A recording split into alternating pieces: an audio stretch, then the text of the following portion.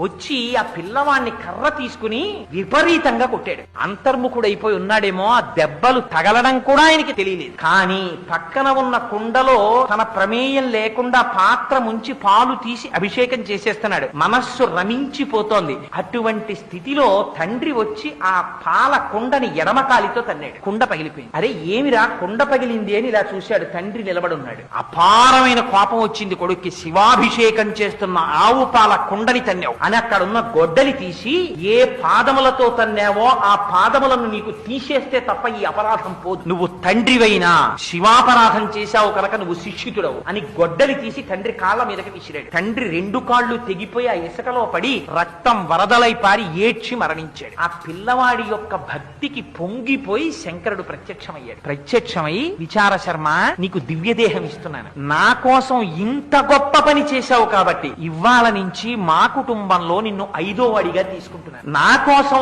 ఆవు పాలతో ఇంత తాదాత్మ్యంతో అభిషేకం చేశావు కనుక ఇవాళ నుంచి నా కొడుకులకి కూడా లేని అధికారం నీకిస్తున్నాను. నేను భోజనం చేసిన తరువాత మిగిలిన పదార్థాలు నా కొడుకులు కూడా ముట్టుకోవడానికి వీల్లేదు. నువ్వు తినాలి. నీకు చూపించి నువ్వు తినేసిన తర్వాత నువ్వు తీసుకెళ్ళమని అనుగ్రహిస్తేనే వాడు తీసుకోవాలి. అందుకని నీకు వరమిస్తున్నానన్నాడు. ఇవాళకి మనం శివాలయంలో ఏమిటో తెలుసా అండి, తెలియక శివ నిర్మాల్యం అని వదిలేస్తారు. చండుడికి చూపించి తెచ్చుకోవాలి. అక్కడికి వెళ్ళి ఓ ఇలా కొడుతుంటారు ఆయనకి చెవుడని. ఆయనకి చెవుడు కాదు, ఆయన ఎప్పుడు ధ్యానం చేస్తూ ఉంటాడు.